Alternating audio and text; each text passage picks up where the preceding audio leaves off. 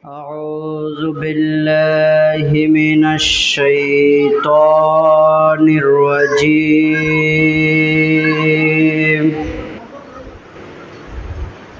بسم الله الرحمن الرحيم.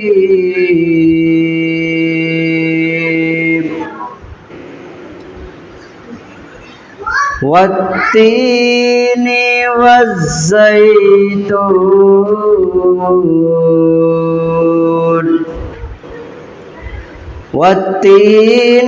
والزيتون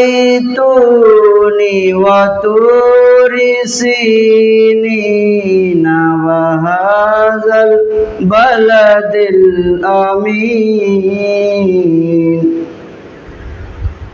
لقد خلقنا الإنسان في أحسن تقويم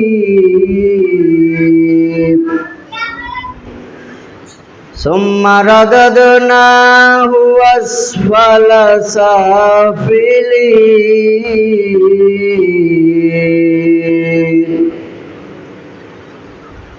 إلا الذين آمنوا وعملوا الصالحات فلهم أجر غير ممنون.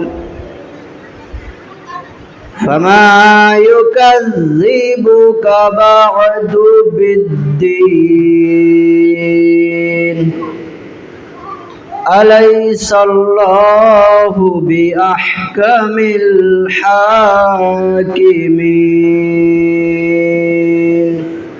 صدق الله العلي العظيم. اللهم صل على محمد وآله. এতক্ষণ আপনাদের সামনে পবিত্র কোরআন তিলাওয়াত করেন জনাব মাওলানা জৈনুদ্দিন সাহেব। আমরা আজকের প্রোগ্রাম সূচি আপনাদের জানিয়ে দিই। এরপরেই আসবে হাওড়া জেলা থেকে আগত গজল পরিবেশক জনাব শাইনুর মীর সাহেব। তারপরে আমরা কিছু বক্তব্য বা আলোচনা শুনব। প্রথম আলোচনা করবেন জনাব মাওলানা মোকাব্বির হাসান খান। দ্বিতীয় আলোচনা করবেন মাওলানা গোলাম সরওয়ার সাহেব এবং আজকের অনুষ্ঠানের শেষ বক্তব্য রাখবেন জনাব মাওলানা রিজওয়ানুস সালাম খান এবং শেষে কুইজের পুরস্কার দিয়ে আজকের অনুষ্ঠান সমাপ্ত ঘোষণা করা হবে। এখন আপনাদের সামনে গজল পরিবেশন করবে হাওড়া জেলা থেকে এসেছেন জনাব শাইনুর মীর। আসসালামু আলাইকুম ওয়া রাহমাতুল্লাহি ওয়া বারাকাতুহু।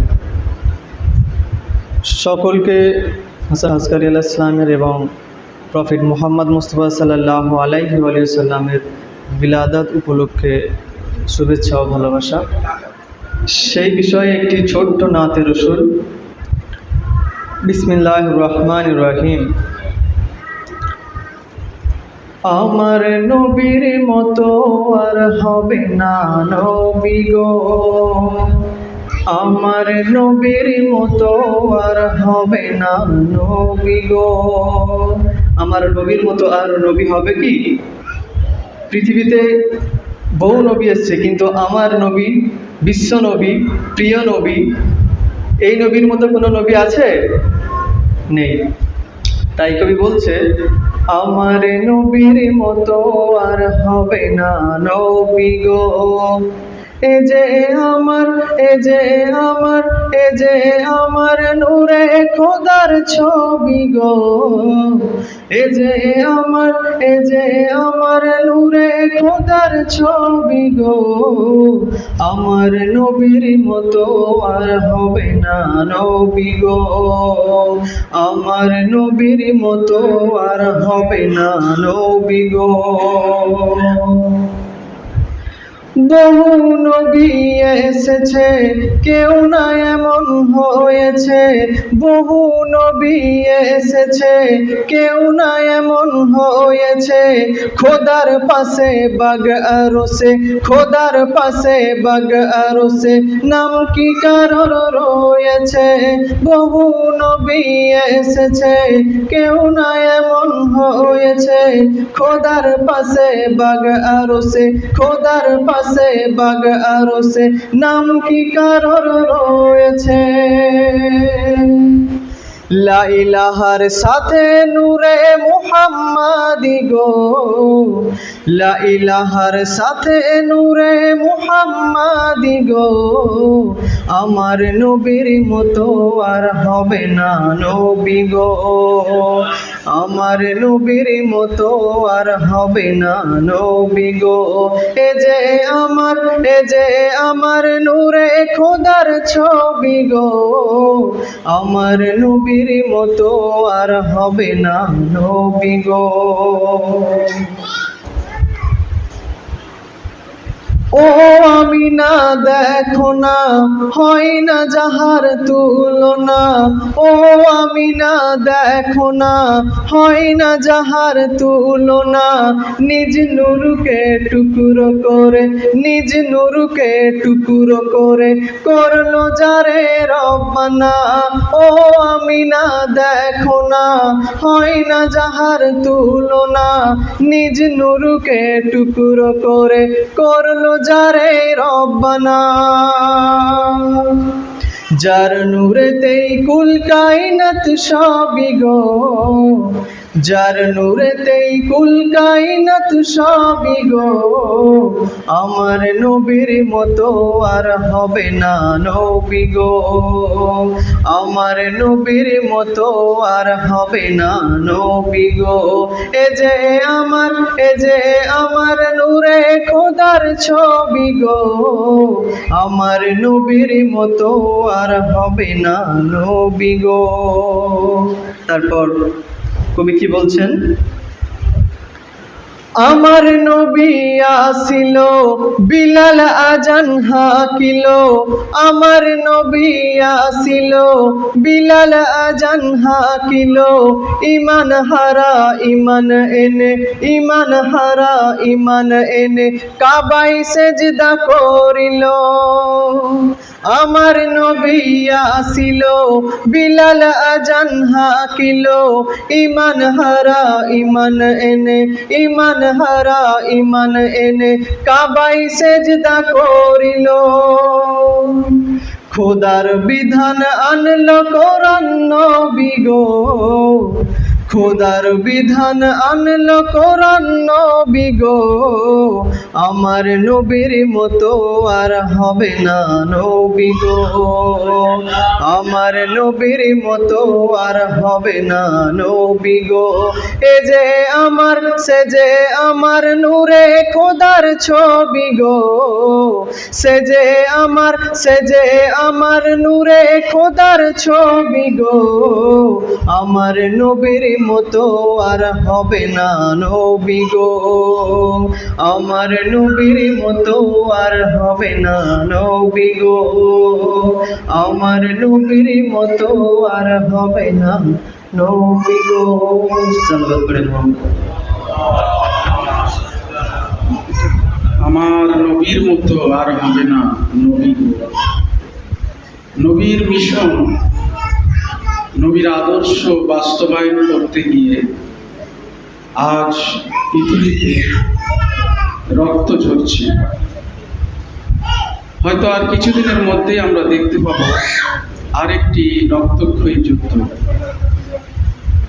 ইরান এবং ইসরায়েলের যুদ্ধ, যেটি আমরা কিছুদিন আগে 12 দিনের যে যুদ্ধ দেখে এলাম, আবার সেই যুদ্ধের দামামা বারুদের গন্ধ আকাশ বাতাসকে বিস্তার করে আমাদের দিকে ধেয়ে আসছে। কেন এই লড়াই? নবীর মতো আর নবী হবে না, কিন্তু সেই নবীকে, নবীর আদর্শকে বাস্তবায়ন করতে গিয়ে 1400 বৎসর ধরেও কত যে রক্ত ঝরে আসছে, সেই রক্তের কোনো পরিমাপ নেই। আমি আপনাদের সামনে একটি কবিতার আকারে পেশ করছি যে কেন এত রক্ত ঝরছে, কেন এই রক্তের দিন এলো রক্ত ঝরার দিন কেন এলো। আল্লাহর নবী পর্দা নিলেন, রেখে গেলেন দিন, নবীর পরে শুরু থেকে এলো রক্ত ঝরার দিন। নবী কন্যার রক্ত ঝরে ভেঙে গেল হাত, পেটের শিশু রক্ত সহ হয় গর্ভপাত। মালিক ইবনে নোয়াইরা আর তার কাটা শির, সেদিন মালিক রক্ত দিলেন যন্ত্রণায় অস্থির। কত রক্ত জামাল যুদ্ধে, সিফিন যুদ্ধেও ঝরে, মওলা আলী রক্ত দিলেন কুফার মেম্বারে। ইমাম হাসান রক্ত দিলেন, তার লাশে ছড়ে তীর, কত সাহাবী রক্ত দিলেন কেটে নিজের শির। কারবালার কথা কেনা জানি, কি আর বলার আছে, কত যে রক্ত মরুর বুকে জমা হয়ে আছে। শিশুর রক্ত, নারীর রক্ত, যুবকের রক্ত ঝরে, এত রক্ত লাগলো কেন মক্কা বিজয়ের পরে। রাত দিন ভাবি শুধু কি এমন হলো, কিসের জন্য এত রক্ত ঝরিয়ে তারা গেল। সেই প্রশ্নের জবাব পেয়ে আজকে আমি উঠি, কাঁপা হাতে অতি কষ্টে লিখলাম মোটামুটি। গাদিরে কমে রসুল যেদিন আলীর হাত ধরে, আল্লাহর ওলি হযরত আলী বলে দিলেন ঘোষণা করে, তৌহিদ ও রিসালাত রক্ষা করতে আল্লাহ নবী দ্বারা বলে দিলেন আলী ওলিউল্লাহ। আলী হলেন তৌহিদ রক্ষক আর রক্ষক রিসালাত। রসুলের পরে আলীর স্থান, এটা এলাহি অভিমত। এই মতটি প্রতিষ্ঠা করতে এলো রক্ত ঝরার দিন, বহু রক্ত ঝরিয়ে তারা বাঁচিয়ে গেলেন দিন। তাই আলীর নামে গালি দিতে গড়া হলো আল জামাত, গালি দ্বারা ঘৃণা ছড়াই, মুছে দিতে আলীর মহব্বত। দিনে গালি রাতে গালি চলে জুম্মার খুতবায়, গালির উপরে গালি দেয় শুধু ঘৃণা ছড়ায়। দিনের রক্ষক আলীকে যাতে সবাই যায় ভুলে, তাই তো গালি দেয়া হতো আলীর নাম তুলে। ইমাম নাসাই আলীর পরে পক্ষে লিখলেন খাসায় সে আমিরুল মুমিনিন। এই অপরাধে গালিবাজরা করে দিলেন নাসাইকে খুন। আলীর নাম তুলে ধরতে রক্ত দিলেন ইমাম নাসাই, ইমাম নাসাইকে দিলাম সালাম আমার কাব্য ভাষায়। তৌহিদ রিসালাত রক্ষা তরে থাকো আলীর পিছে পিছে, আলিউন ওলিউল্লাহ রক্ষা তরে অনেক রক্ত গেছে। আলিউন ওলিউল্লাহ ছেড়ে দিলে থাকবে না আর দিন, জাত বিচাতের জাঁতাকলে হয়ে যাবে বিলীন। আজ ইরানের সমস্যা কোথায়? ইরানের একটাই সমস্যা, তারা বেলায়েতে আলীর মাধ্যমে ইসলামকে উপস্থাপন করছে, অর্থাৎ নবীর বিকাশ ঘটাচ্ছে। সেই জন্য আবার সেই রক্তক্ষয়ী দিন আমাদের দেখতে হচ্ছে। যা কারবালায় দেখেছি, যা সিফিন যুদ্ধে দেখেছি, যা জঙ্গে জামালে দেখেছি, যা নাহারানে দেখেছি, তার আগেও বদরে দেখেছি, ওহুদে দেখেছি, খন্দকে দেখেছি। তাহলে আমরা আর কত রক্ত দেখব? তাই রক্ত দেওয়ার জন্য আমরা প্রস্তুত হই। এই মেহফিলগুলো, এই অনুষ্ঠানগুলো, এই পথ চলা, এই ঘুমানো এবং জেগে ওঠা শুধু এই রিসালাতের পথে, বেলায়েতের পথে শহীদ হওয়ার তামান্নার সবক নেওয়া। যদি আমরা পিছিয়ে যাই তাহলে আমরা সত্যিকারের পিছিয়ে যাব। সেই জন্য আমাদের আজকের সবক নেওয়া হোক যে আমরা আগামীতে আহলে বাইতের জন্য, বেলায়েতের জন্য, ইরানের জন্য, আয়াতুল্লাহ সৈয়দ আলী খামেনায়ের জন্য আমাদের রক্তের শেষ বিন্দুটা দেব, বলুন ইনশাআল্লাহ। এই প্রসঙ্গে, এই পর্যায়ে আজকে আমরা প্রথম আলোচনা শুনব জনাব মৌলানা জয়নুদ্দিন সাহেব, জনাব মৌলানা মুকাব্বির হাসান খান সাহেবের কাছে। তারপরে আমাদের শিশু হুসাইন গাজীর কাছে কবিতা শুনব।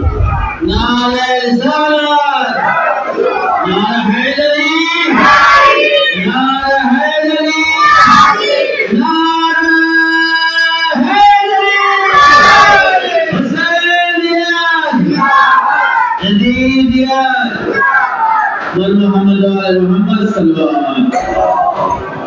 أعوذ بالله من الشيطان الرجيم. بسم الله الرحمن الرحيم. الحمد لله رب العالمين والصلاة والسلام على أشرف الأنبياء والمرسلين محمد وآل طيبين الطاهرين. أما بعد فقد قال رسول الله صلى الله عليه وآله وسلم أولنا محمد وأوسطنا محمد وآخرنا محمد وكلنا محمد. درود পড়েন একবার।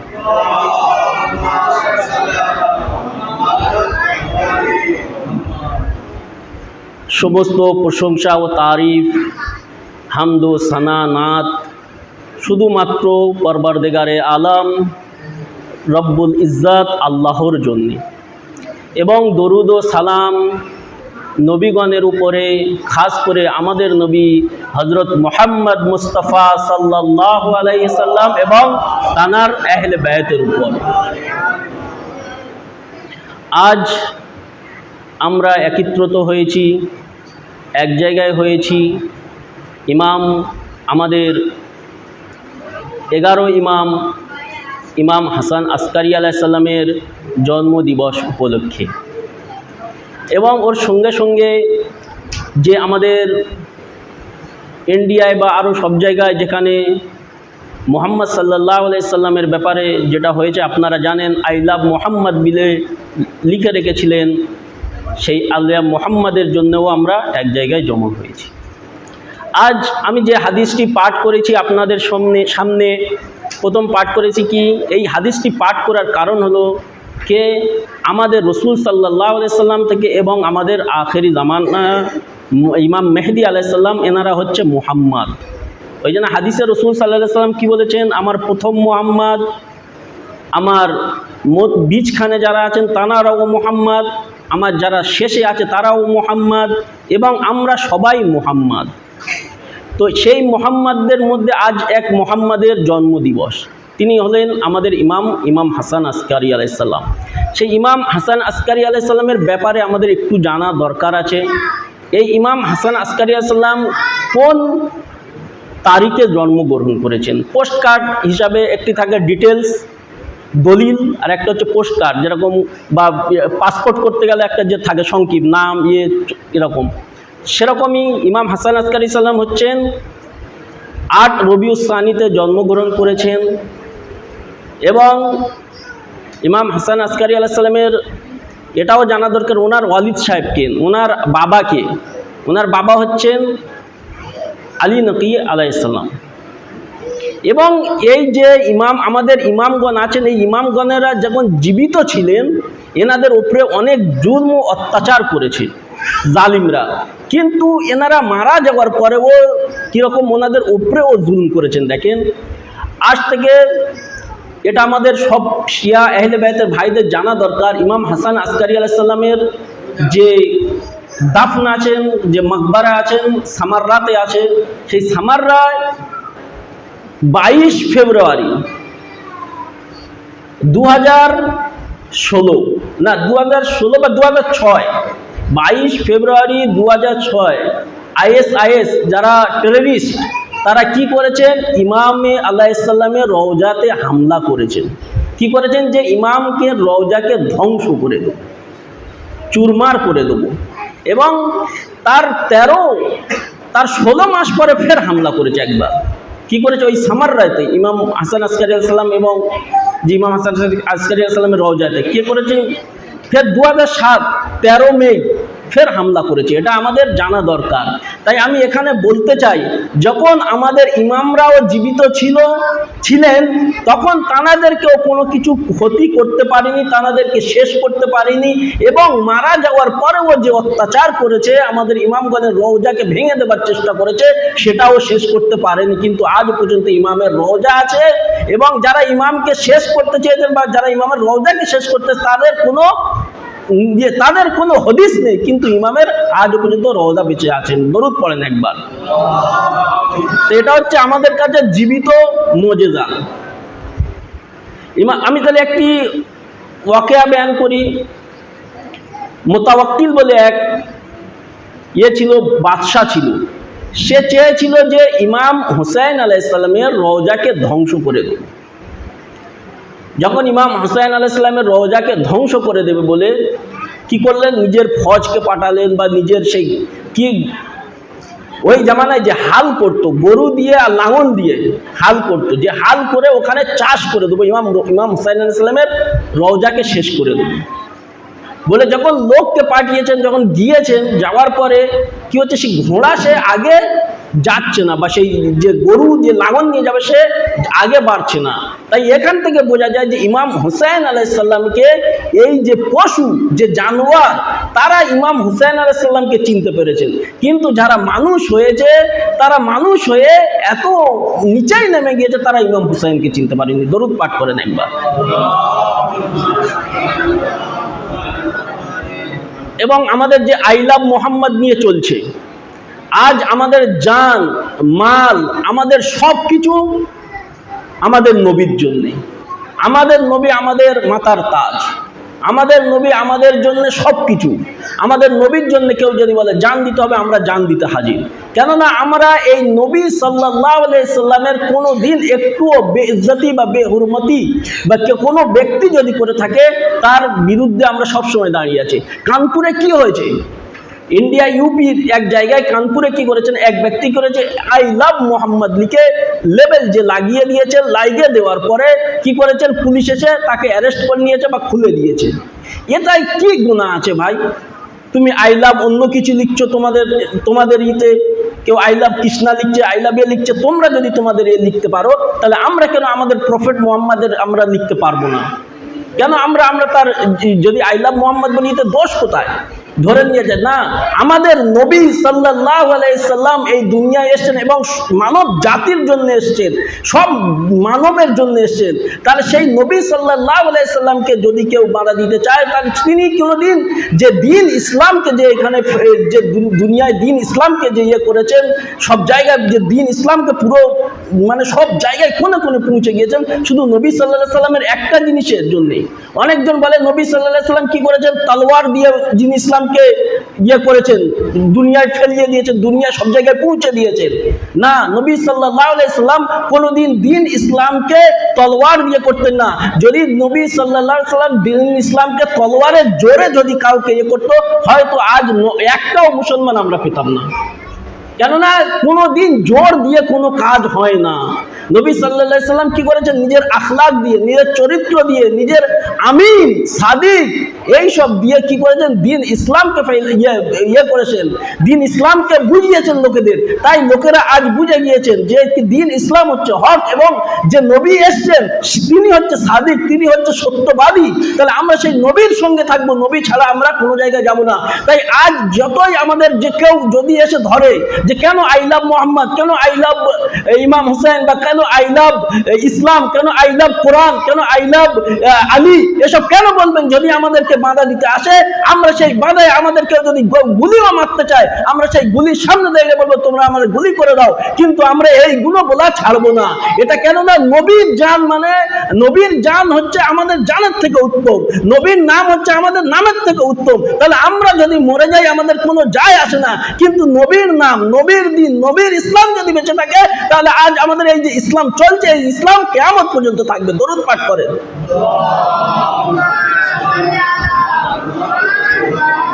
তাই আমরা নবীর নামকে মিটতে দেবো না, নবীর নামকেও মিটতে দেবো না, এবং ইমামদের নামকেও মিটতে দেবো না। যেখানে যা হবে আমরা সেখানে প্রোটেস্ট করব ইনশাআল্লাহ। আমরা অনেক জায়গায় এই প্রোগ্রাম করেছি আই লাভ মোহাম্মদ নিয়ে, এবং এই পুরো দুনিয়ায় থেকে যেতে হবে, গিয়ে আমাদের আই লাভ মোহাম্মদকে জানাতে হবে যে আমাদের মোহাম্মদ কি আছেন, মোহাম্মদের পরিচয়, মোহাম্মদের ইতিহাস, মোহাম্মদের হিস্ট্রি আমাদেরকে ওই যে যারা জানে না তাদেরকে জানাতে হবে, তাদেরকে তুলে ধরতে হবে মোহাম্মদের সেই পরিচয়গুলো, মোহাম্মদ সাল্লাল্লাহু আলাইহি সাল্লামের জীবনীগুলো, সেইগুলো।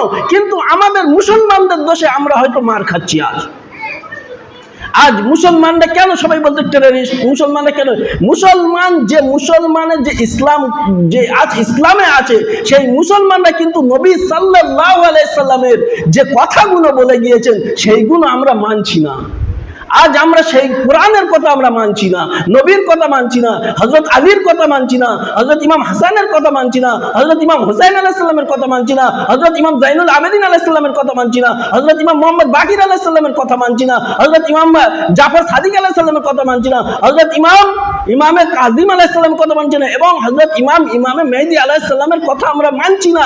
ওই জন্য কি আমরা কি করছি? ইসলামকে নিয়েছি, নেওয়ার পরে আমরা দেখছি নিজেদের স্বার্থ, নিজেদের যেটা আমাদের লাভ, নিজেদের জন্য যেটা ক্ষতি সেটা ছেড়ে দিচ্ছি, আর যেটাই দেখছি আমাদের লাভ হবে সেইগুলো আমরা সব সেই রাস্তায় চলছি।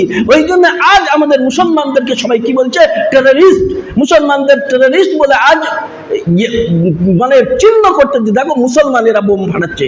কিন্তু না, মুসলমান যদি সে প্রকৃত হয়ে থাকে, সে মুহাম্মাদের যদি প্রকৃত ভালোবাসা করে থাকে, ভালোবেসে থাকে, যে ইমাম হুসাইনকে যদি প্রকৃত ভালোবেসে থাকে, হযরত আলীকে যদি প্রকৃত ভালোবেসে থাকে, ইমাম হাসানকে প্রকৃত ভালোবেসে থাকে, সে কোনোদিন টেররিস্ট হবে না। আর আলহামদুলিল্লাহ, এইটা আমাদের গর্ব, যারা আমরা আহলে বাইত গ্রহণ করেছি, যারা আমরা আহলে বাইতে আছি, আমরা যারা শিয়া আছি, আজও পর্যন্ত কোনো টেররিস্টের নাম বা কোনো যে দহশতগার, যারা আতঙ্কবাদী, তাদের নাম কোনোদিন এই যে আহলে বাইতের লোক থেকে বার হয়নি। এটাই হচ্ছে আমাদের পরিচয়।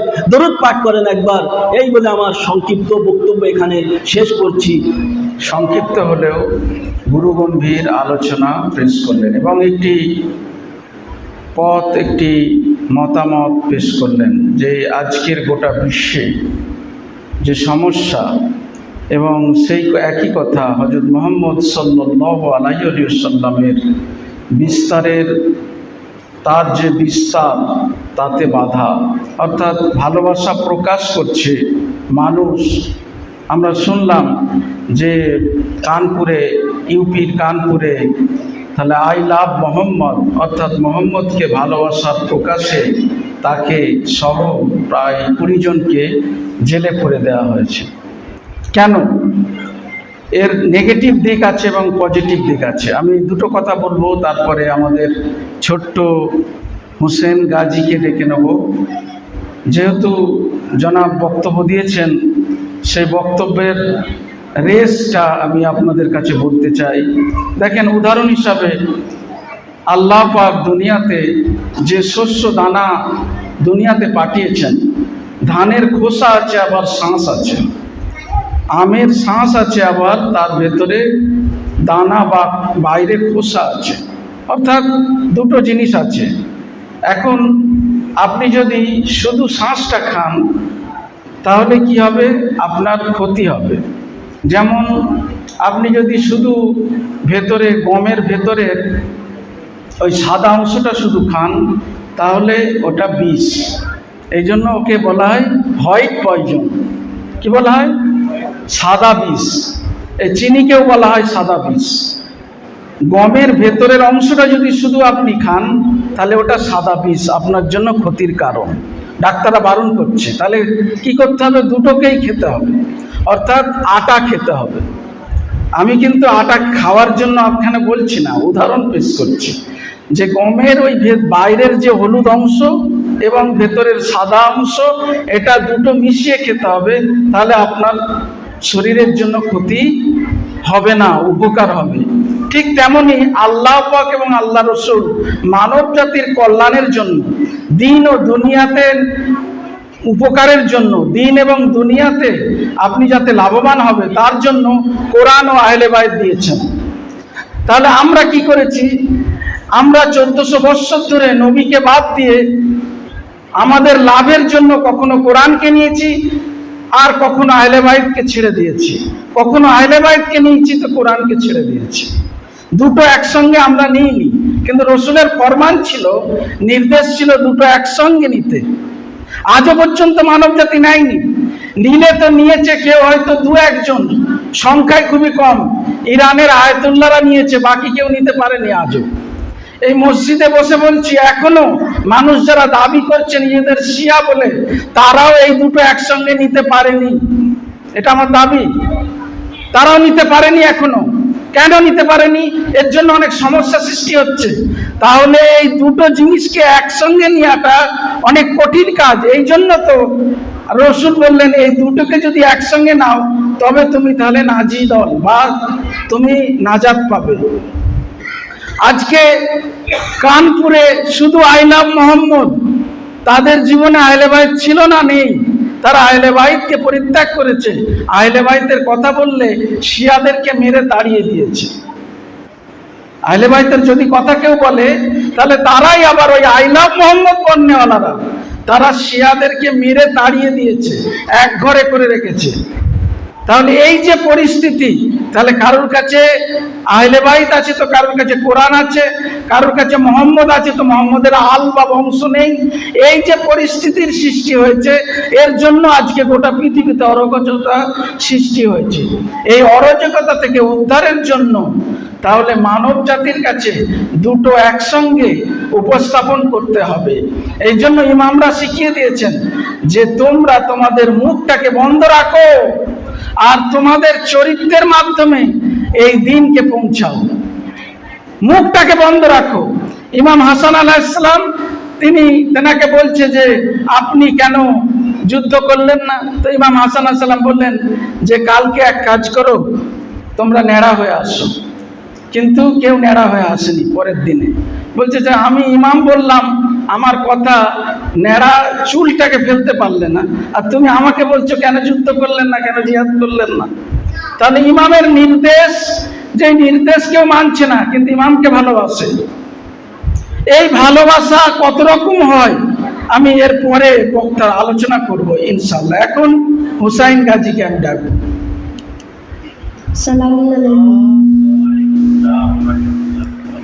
যে মানে সকিফার পাটাপাটি, সে পাবে না কোনোদিন জান্নাতের চাবিকাঠি।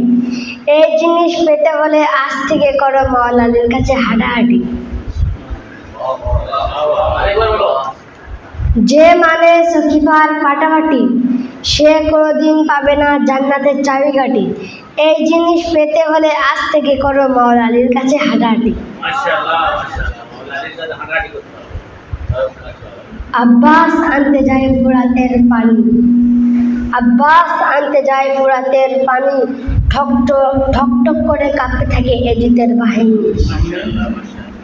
ছোট্ট লাইনের মাধ্যমেও সেই সত্যটা তুলে ধরলেন। দেখেন, আমি যে কথা বলছিলাম যে ভালোবাসা কত রকম হতে পারে। আই লাভ মোহাম্মদ আমরা পেশ করব, কিন্তু ভালোবাসার অনেক প্রকারভেদ আছে। দুটো উদাহরণ দিই। হযরত আব্বাস আলমদারের ভালোবাসা ছিল হুসাইনের প্রতি, আর আব্দুল্লাহ ইবনে জাফরেরও ভালোবাসা ছিল হুসাইন আলাইহিস সালামের প্রতি। কিন্তু আজ পর্যন্ত কারোর মুখে আমি আব্দুল্লাহ ইবনে জাফরের কথা বা আলোচনা কোনো চিহ্ন আমি দেখতে পাই না। আমি কিন্তু আব্বাস আলমদারের কথা, আলোচনা, চিহ্ন দেখতে পাই, তার পাঞ্জা দেখতে পাই, তার আলোচনা দেখতে পাই। কেন? কারণ আব্বাস আলমদারের ভালোবাসা ছিল, আব্দুল্লাহ ইবনে জাফর আলাইহিস সালামের ভালোবাসা ছিল। আব্দুল্লাহ ইবনে জাফর কে বলতে পারবেন? আব্দুল্লাহ ইবনে জাফর কে? হযরত জয়নব সালামুল্লাহ আলাইহার স্বামী। আপনি বলতে পারবেন যে জয়নব সালামুল্লাহর স্বামী ইমাম হুসাইনকে ভালোবাসতেন না? কেউ বলতে পারবে না, কার দুঃসাধ্য নেই। ভালোবেসেছেন, কিন্তু তার ভালোবাসা আর আব্বাস আলমদারের ভালোবাসা দুটো তফাৎ আছে। আব্বাস আলমদার তাহলে তিনি ইমাম হুসাইনকে বাস্তবায়ন করেছেন এবং ইমাম হুসাইনের জন্য নিজের জীবনের সব কিছু দিয়েছেন। আর আব্দুল্লাহ ইবনে জাফর সালামুল্লাহ আলাইহিস সালাম তিনি মদিনায় রয়ে গেছিলেন, ইমাম হুসাইনের সঙ্গে সাথ দেননি। তাহলে সাথ না দেওয়ার জন্য তাহলে তিনি ইতিহাসে অব্যক্ত হয়ে গেছেন, ইতিহাসে আলোচনায় আসেনি। কোন মাওলানাকে মজলিসে শুনেছেন যে আব্দুল্লাহ ইবনে জাফরের আলোচনা? কিন্তু যে কোনো মজলিসে আপনি আব্বাস আলমদারের আলোচনা শুনবেন। এবং তার চিহ্ন আজও ফুটে আছে। এটা আল্লাহর একটা হিকমত। আমি কি বলতে যাচ্ছিলাম, যে ভালোবাসার প্রকারভেদ। একটি ভালোবাসা হচ্ছে শুধু দাবি, আর একটা ভালোবাসা হচ্ছে বাস্তবায়ন। সে যদি আপনি আপনার জীবনের সমস্ত কিছু, অর্থ, সময়, রক্ত, জীবনের সমস্ত কিছু অযুত আহলে বাইতের চিন্তাকে বাস্তবায়ন করার জন্য দেন, তাহলে ওটা ভালোবাসার প্রকৃত দাবি। আর যদি আমি শুধু এই মেহফিলে বা যে কোনো অনুষ্ঠানে বা এতটুকুই যদি প্রমাণ করি যে আমি ভালোবাসি, তাহলে এটা একটা ভালোবাসা, কিন্তু অতটুকুই। তাহলে আপনি চলে যাবেন, আপনার আলোচনাও দুনিয়া থেকে চলে যাবে। আর আপনি যদি জীবনের সব কিছু দেন আহলে বাইতের ভালোবাসায়, তাহলে আপনার এই ভালোবাসা থাকবে। এই পর্যায়ে এখন আলোচনা করবেন জনাব মাওলানা জৈনুদ্দিন সাহেব। لا حول ولا قوة إلا بالله العلي العظيم. أعوذ بالله من الشيطان الرجيم. بسم الله الرحمن الرحيم. الحمد لله رب العالمين، والصلاة والسلام على أشرف الأنبياء والمرسلين وخاتم النبيين جد الحسن والحسين أبي القاسم محمد. اللهم صل على محمد وآل محمد وعلى أهل بيته الطيبين الطاهرين المعصومين المظلومين. أما بعد، فقد قال رسول الله صلى الله عليه وآله وسلم: مثل أهل بيتي كمثل سفينة النوح. একবার দরুদ পড়তেন মুহাম্মদ ওয়া আলে মুহাম্মদ। আল্লাহুম্মা সাল্লি আলা মুহাম্মদ ওয়া আলে মুহাম্মদ ওয়া আজ্জিল ফারাজ। সমস্ত তারিফ ও প্রশংসা একমাত্র রব্বুল আলামিনের জন্য, যে রব আমাদেরকে অতিশয় ভালোবেসে এখানে একত্রিত হওয়ার তৌফিক দান করেছেন। সেই রবের দরবারে অশেষ কৃপা যে রব্বুল আলামিন যে বান্দাদেরকে ভালোবাসে, তাদের দ্বারা সব সময় নেক কাজ, সৎ কাজ করার তৌফিক দান করেন। যাই হোক, সময় খুব সংক্ষেপ, আমার পরে আরো বক্তাগণ আছেন। রব্বুল আলামিনের এক বিশেষ প্রতিনিধির জন্মদিনে আমরা এখানে একত্রিত হয়েছি। আমাদের 11তম ইমামে হাসান আসকারী আলাইহিস সালাম, আল্লাহুম্মা সাল্লি আলা মুহাম্মদ ওয়া আলে মুহাম্মদ, তার শুভ জন্মদিন, এবং সেই আনন্দ উপভোগ করার জন্য আমরা এখানে একত্রিত হয়েছি। ইমাম হাসান আসকারী আলাইহিস সালাম এমন এক যুগে জীবনযাপন করতেন, সব সময় সে যুগে যুদ্ধ বিগ্রহ হতো। সেই জন্য ইমামের উপাধি পড়েছিলেন যে আসকারী। আসকারী মানে একটা সৈন্যবাহিনীদের সর্দার, সিপাহ সালার, যেটাকে বলা হয় সেনাপতি। আমাদের 12 ইমাম বা 14 মাসুমিন আলাইহিস সালামের পথ এবং নির্দেশনা সমস্ত সবার একই। সেই জন্য এর পূর্বের বক্তা যেমন আপনারা শুনলেন, আউয়ালুনা মুহাম্মদ, আওসাতুনা মুহাম্মদ এবং আখিরুনা মুহাম্মদ। নবী বলেছেন, আমি মুহাম্মদ, আমার মাঝে মুহাম্মদ, শেষে মুহাম্মদ। মানে A to Z, প্রথম থেকে নিয়ে শেষ পর্যন্ত আমরা সবাই মুহাম্মদ। মানে মুহাম্মাদের বংশের A to Z সবাই মুহাম্মদ। আমাদের সমস্ত কথা, একজন যদি কিছু বলে, শেষ ইমাম মেহদী আলাইহিস সালাম পর্যন্ত তাদের কথা এক হবে, দ্বিমত হবে না।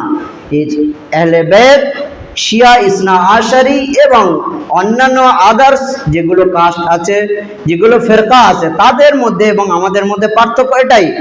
অন্যান্য ফেরকার মধ্যে তাদের 4 ইমামের চার ধরনের মতভেদ, এক নয়, 4 ধরনের 4টে মতভেদ, কিন্তু না, ইমামে মওলা আলী আলাইহিস সালাম থেকে নিয়ে ইমাম মেহেদী আলাইহিস সালাম পর্যন্ত একই বাণী, একই বক্তব্য, একই নির্দেশনা, একই সব কিছু বলে দিয়ে গেলেন যে তোমরা যে কোনো ইমামকে যদি অনুসরণ করো তাহলে তোমরা অবশ্যই পরিত্রাণ পেয়ে যাবে। এখানে ছোট্ট করে একটা আল্লাহর নবীর নামে বিভিন্ন ফেরকার মানুষরা যেমন বলে থাকে যে আসহাবিকান নুজুম, যে আমার রসুলের হাদিস, আমার সাহাবীরা নক্ষত্রের স্বরূপ, যাকে স্মরণ করবে, অনুসরণ করবে, তোমরা হেদায়েত পেয়ে যাবে। আসলে এটা আহলে বেতের জন্য, যে 12 ইমামের মধ্যে যে কেউ স্মরণ যদি করো, অনুসরণ করো, তাদের কথা মোতাবেক যদি চলো, তাহলে তোমরা নাজাত পেয়ে যাবে,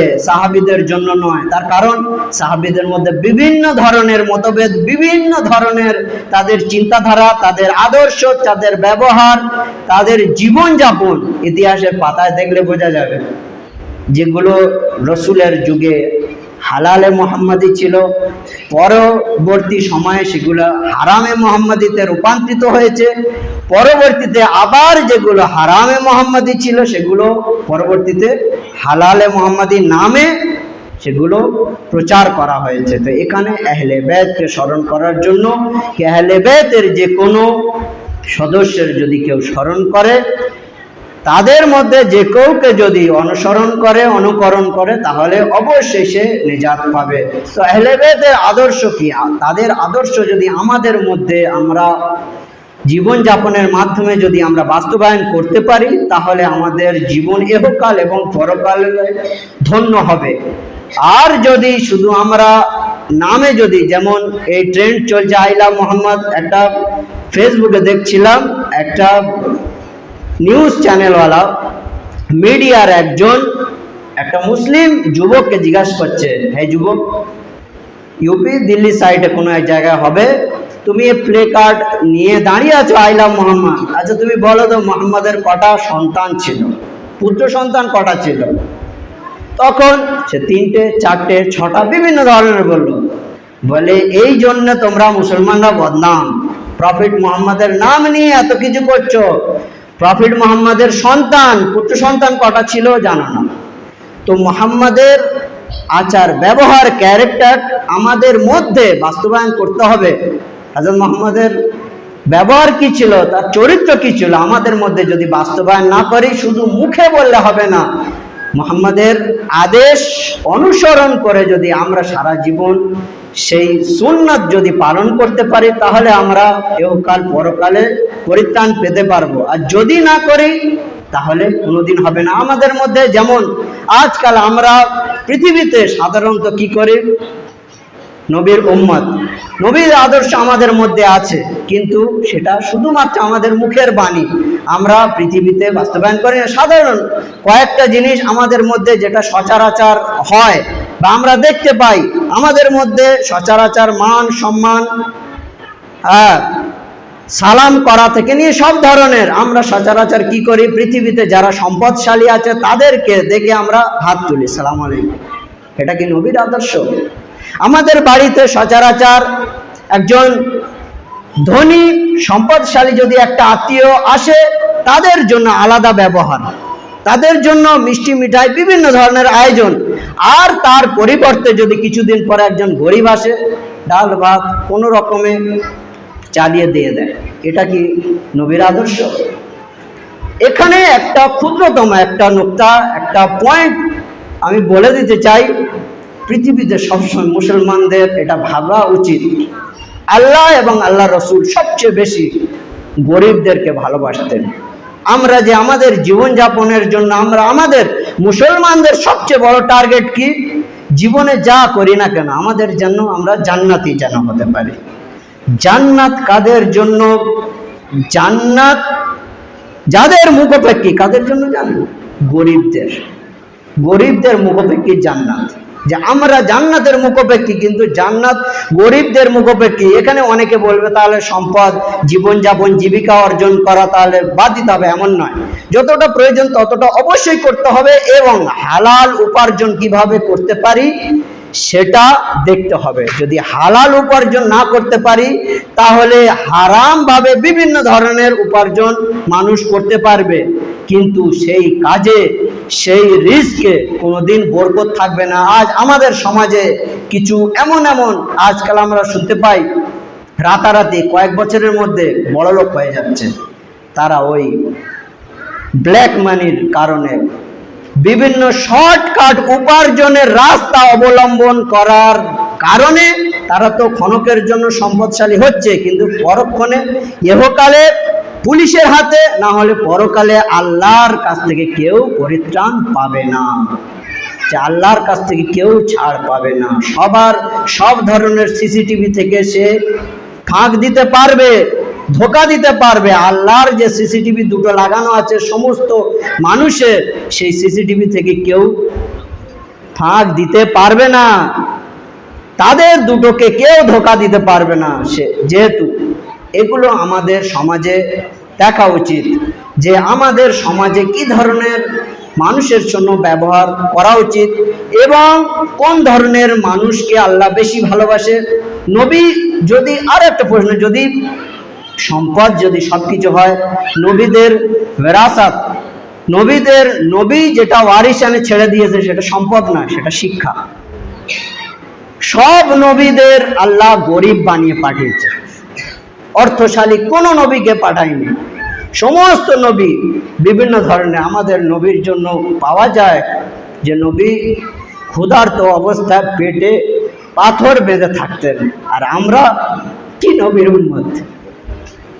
আমরা নিজেরা খাই, আশেপাশে কারোর দিকে তাকাই না, আর শুধু আইলা মোহাম্মদ বিভিন্ন ধরনের এই ধরনের প্লে কার্ড তুলে যদি আমরা চিল্লাচিল্লি করতে থাকি, কোনোদিন নবী আমাদের কাজ কর্মে কোনোদিন রাজি হবে না।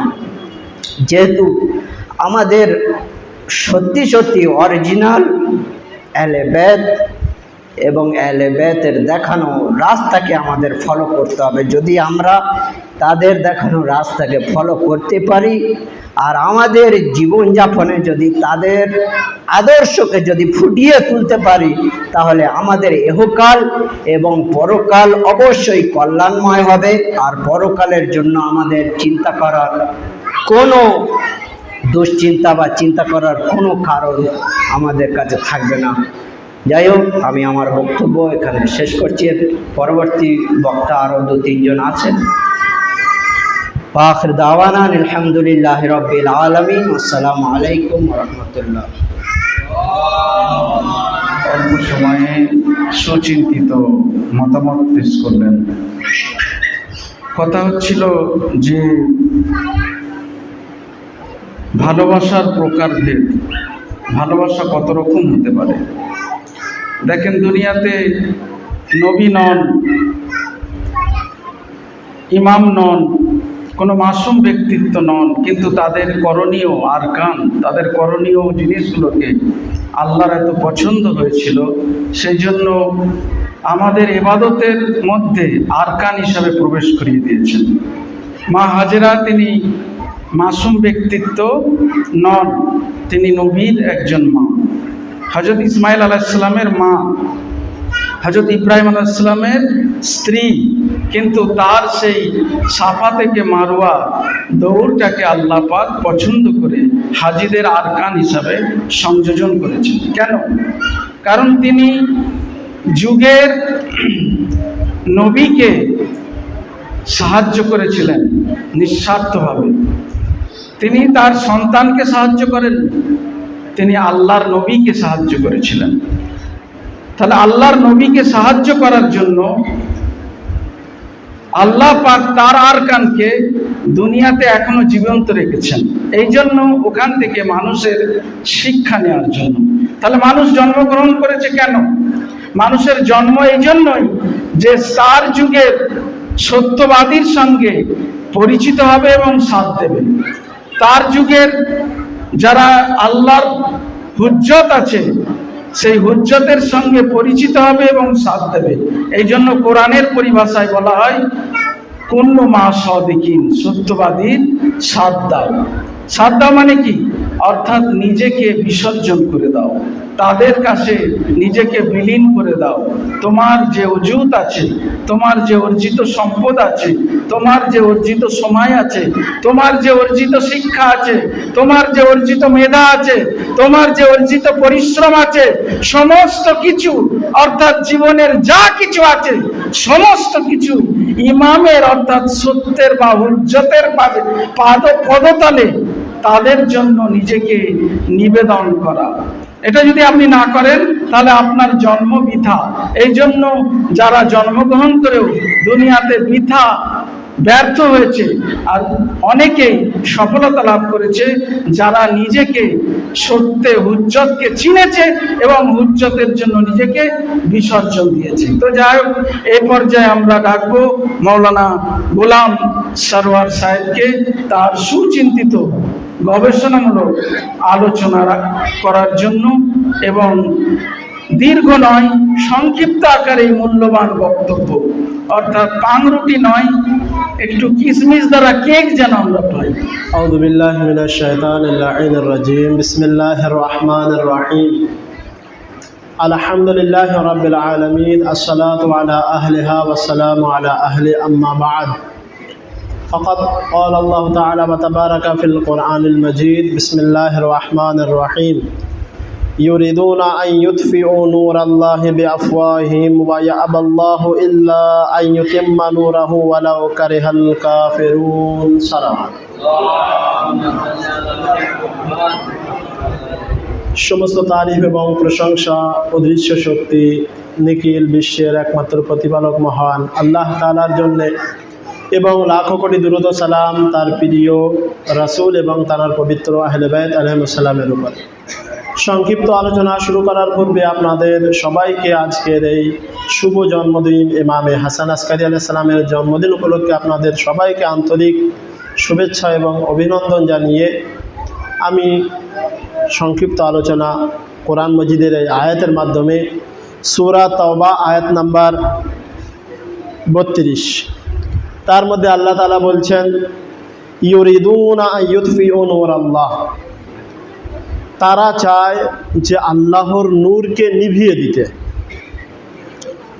এখানে আল্লাহ তাআলা একটি জমির অর্থাৎ নাম উল্লেখ করেননি, কিন্তু এই শব্দ ওই সমস্ত ব্যক্তির জন্যে যারা আল্লাহর নূরকে আটকাতে চায়, দুনিয়াতে আসতে দেয় না, তাদের জন্যে এই আয়াতটি ইউরিদুনা আন ইউতফিউ নূরাল্লাহ, তারা চায় যে আল্লাহর নূর যেন নিভে যায়। কিসের মাধ্যমে? বিআফওয়াহিম, যেমনভাবে কোনো আলো, কোনো বাতিকে আমরা যেমনভাবে ফু দিয়ে নিভিয়ে দিই, তারা চায় নিজের মুখ দিয়ে আল্লাহর নূরকে কি করতে?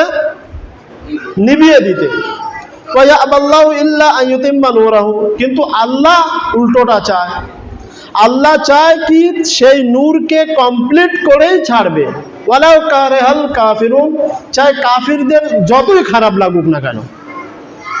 অর্থাৎ আল্লাহ বলতে চাচ্ছেন যে যারা আল্লাহর নূরকে বাধা দেওয়ার চেষ্টা করে, মুখ দিয়ে নিভিয়ে দেওয়ার চেষ্টা করে, তাদের পরিচয় হচ্ছে তারা কাফির। এবং তারা যতই চেষ্টা করুক যে আল্লাহর নূর যেন দুনিয়াতে না আসে, কিন্তু আল্লাহ কি চান? আল্লাহ যদি চান যে আমার নূর দুনিয়াতে আসবে, তো সেই জিনিসকে কখনোই কোনো ব্যক্তি, কোনো দিন, কোনো শক্তি, কোনো ক্ষমতা, কোনো পাওয়ার তাকে আটকাতে পারবে না। আর কাফিরদের যতই খারাপ লাগুক না কেন, আল্লাহর তাতে কোনো যায় আসে না। আজ ইমামে হাসান আসকারী আলাইহিস সালামের জন্মদিন উপলক্ষে আমরা এখানে একত্রিত হয়েছি।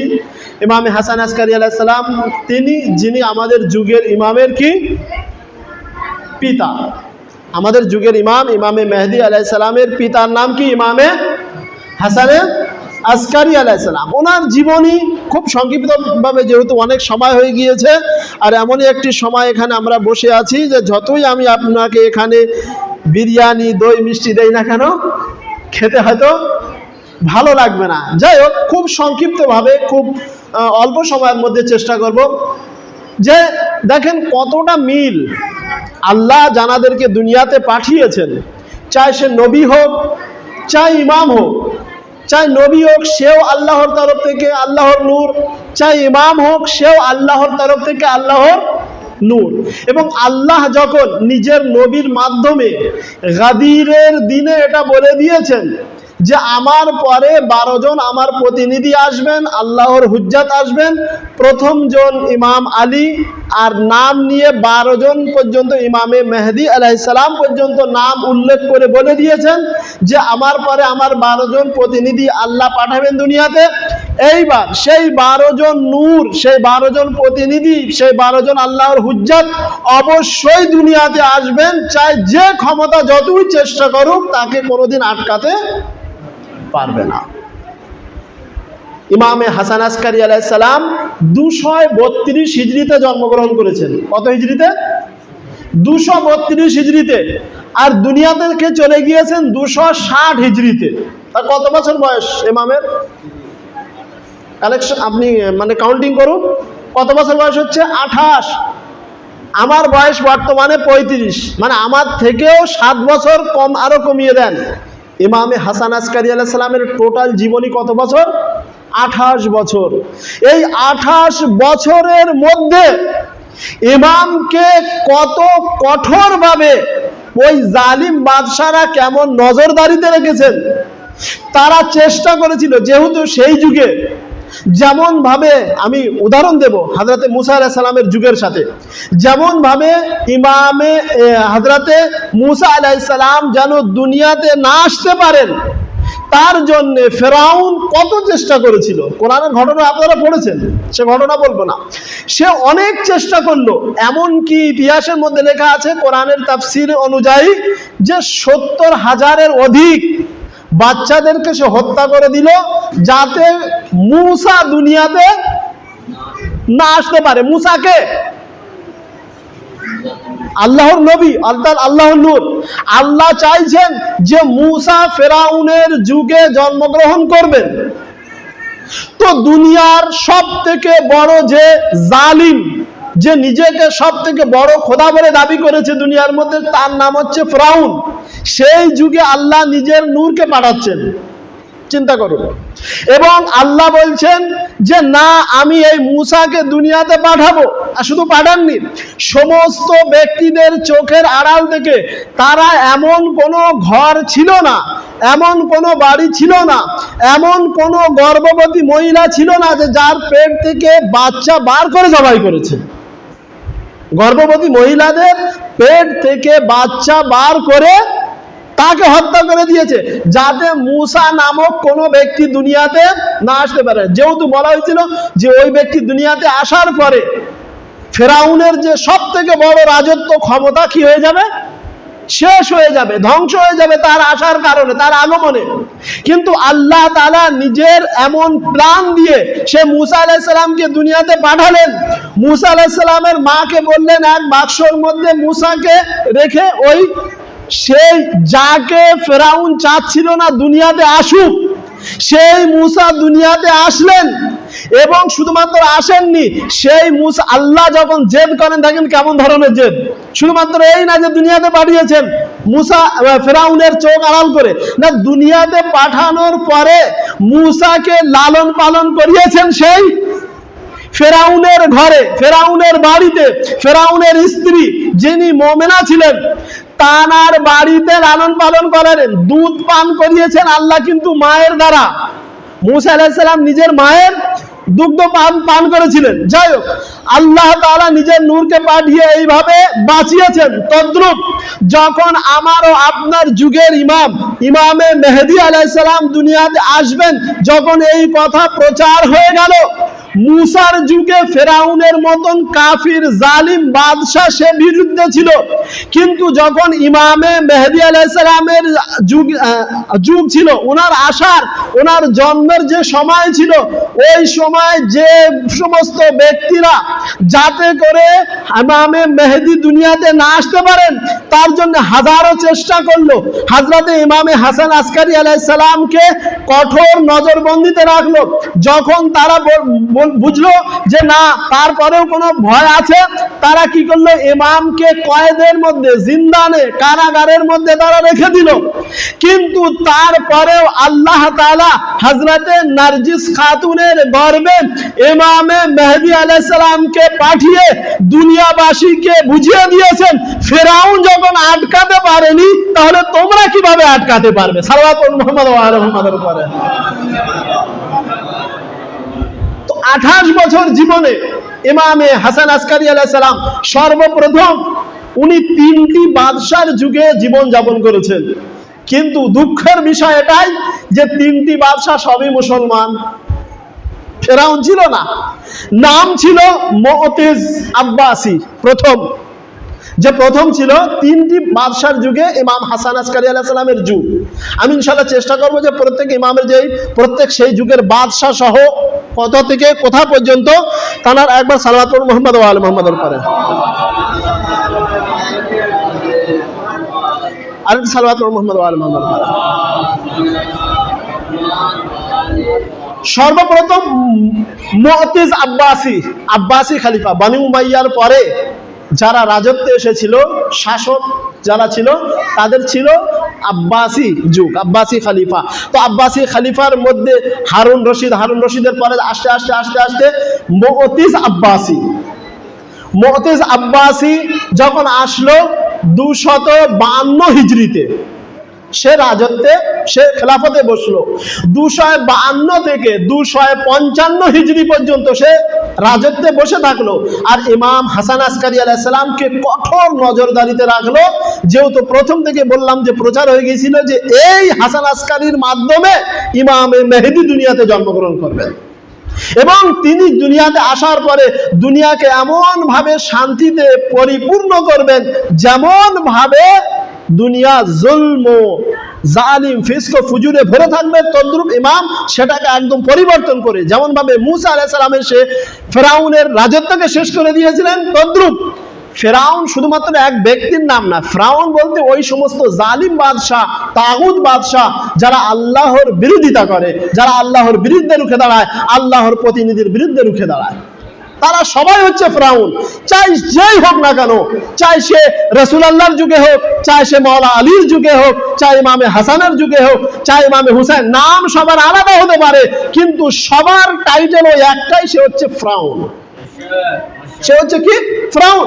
তো ইমামে হাসান আসকারী আলাইহিস সালাম 3টি বাদশা, প্রথম মুআতিজ আব্বাসি, তারপরে মুহতাদ আব্বাসি, তার যুগে ইমামে হাসান আসকারী আলাইহিস সালাম, আর তারপরে আর এক বাদশাহ মুআতিজ আব্বাসি। এই খেলাফতের যুগে এই 3টি খেলাফত, মুআতিজ আব্বাসি সে 252 থেকে 255 পর্যন্ত, তারপরে মুহতাদ আব্বাসি 255 থেকে 256 পর্যন্ত, আর তারপরে যে আসলো সে 256 থেকে 260 হিজরি পর্যন্ত। ইমামে হাসান আসকারী আলাইহিস সালামকে এমন কড়া ভাবে ইমামকে শিয়াদের সাথে, চাহনেওয়ালাদের সাথে সাক্ষাৎ নিষেধ, ইমাম কারোর সাথে সাক্ষাৎ করতে পারবেন না। যেমন ভাবে এখানে আমাদের দুনিয়াতে যদি কেউ কারাগারে থাকে কমসে কম তার সাথে তার বাড়ির লোকদেরকে সাক্ষাৎ করতে দেওয়া হয়, কিন্তু ইমামে হাসান আসকারী আলাইহিস সালামকে নিজের চাহনেওয়ালা ব্যক্তিদের সাথে সাক্ষাৎ করতে পারবেন না, নিজের বাড়ির লোকের সাথে সাক্ষাৎ করতে পারবেন না, কারোর সাথে ইমামের কোনো সম্পর্ক থাকবে না, কোনো যোগাযোগ থাকবে না। কিন্তু যার সম্পর্ক, যার যোগাযোগ ডাইরেক্ট আল্লাহর সাথে হয়, তাকে দুনিয়ার কোনো ক্ষমতা তাকে আটকাতে পারে না। সাল্লাল্লাহু মুহাম্মদ ওয়া আলি মুহাম্মাদের উপরে। ওখানে মুসা আলাইহিস সালামের যুগে মুসা আলাইহিস সালামের মায়ের মাধ্যমে দুনিয়াতে মুসা আলাইহিস সালাম এসেছেন। এখানে ইমামে হাসান আসকারী আলাইহিস সালামের যে স্ত্রী ছিলেন জনাবে খাদিজা, জনাবে নার্জিস খাতুন, ওনার মাধ্যমে দুনিয়াতে ইমামে মেহেদী আলাইহিস সালাম আগমন করেন এবং দুনিয়াতে আসলেন ইমাম 255 হিজরিতে। 255 হিজরিতে ইমাম তখন কোথায়? ইমাম কোথায়? আপনাদের যে শোনালাম, ইমাম তখন কয়েদের মধ্যে, কিন্তু কারাগারের মধ্যে ইমাম আছেন ইমামে হাসান আসকারী আলাইহিস সালাম। আর তারপরেও ইমামে মেহেদী আলাইহিস সালাম দুনিয়াতে আগমন করেছেন। কেননা আল্লাহ কোরআন মজিদে সূরা তাওবার মধ্যে আপনাদের কি শোনালাম যে দুনিয়ার ব্যক্তি যতই চেষ্টা করুক যে আল্লাহর নূরকে নিভিয়ে দেওয়ার, কিন্তু আল্লাহ কি চান? নিজের নূরকে দুনিয়াতে অবকাশ করাবেন, দুনিয়াতে পাঠাবেন। দুনিয়াতে পাঠাবেন যখন আল্লাহ এটা চ্যালেঞ্জ দিয়েছেন, তো কোনো ব্যক্তি এটাকে আটকাতে পারলো না। সাল্লাল্লাহু আলাইহি মুহাম্মদ ওয়া আলি মুহাম্মাদের পরে বাস আর একটি দুটি কথা বলে আপনাদের কষ্ট শেষ করব। আজ দুনিয়ার মধ্যে হ্যাঁ না, নবীর মাননেওয়ালা, যেহেতু এই যে মাস চলছে, শুধুমাত্র আমরা মিলাদ মেহফিল করিনি, আমাদের মুসলমান ভাইদেরও এই মাসে অনেক মেহফিল অনেক জায়গায় থাকবে। হ্যাঁ, এক্ষুনি মাওলানা সাহেব বলছিলেন না, আই লাভ মোহাম্মদ বলার কারণে কি হলো? আটক করা হলো না? অন্যায় কি? অন্যায় কি ছিল? আমি মোহাম্মদকে ভালোবাসি, তাই তো? কিন্তু প্রকৃতি একবার চিন্তা করুন তো, আমি বা যে কথা বলছে সে কি মোহাম্মদকে ভালোবাসে? আমি যদি মোহাম্মদকে ভালোবাসি, আই লাভ মোহাম্মদ, এটা ইমামগণরা বলছেন, এটা নবী করিম বলছেন, এটা মাওলানা আলী আলাইহিস সালাম বলে গিয়েছেন, এটা ইমামে জাফর সাদিক আলাইহিস সালাম বলে গিয়েছেন যে তোমরা এমন ভাবে জীবন যাপন করো তোমাদের যেন না বলতে হয় আমি মোহাম্মদকে ভালোবাসি, আমি আলীকে ভালোবাসি, আমি হাসানকে ভালোবাসি, আমি হুসাইনকে ভালোবাসি।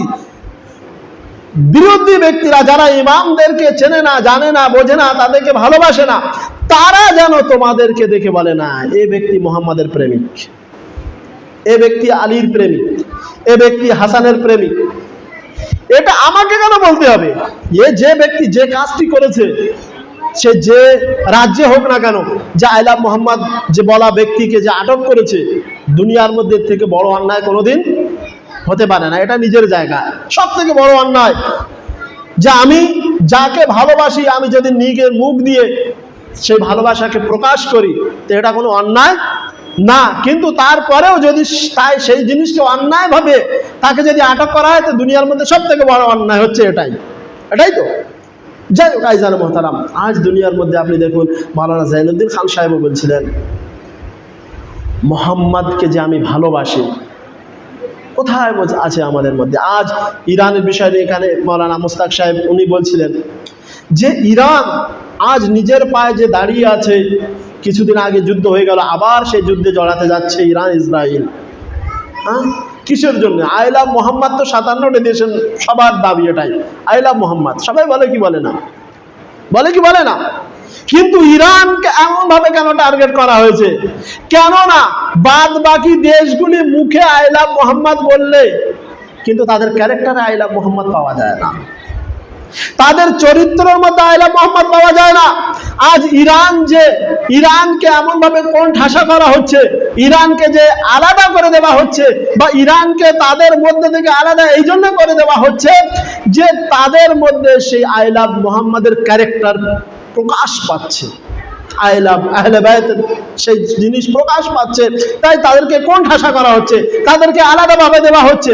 আর ইরান তারা গর্বিত, জানেন ইরান আজ তাদের কাছে হয়তো খুব সামরিক শক্তিশালী অনেক, তারা হয়তো না হতে পারে, কিন্তু তারা এমন ভাবে তারা অটুট হয়ে দাঁড়িয়ে আছে। কেন জানেন?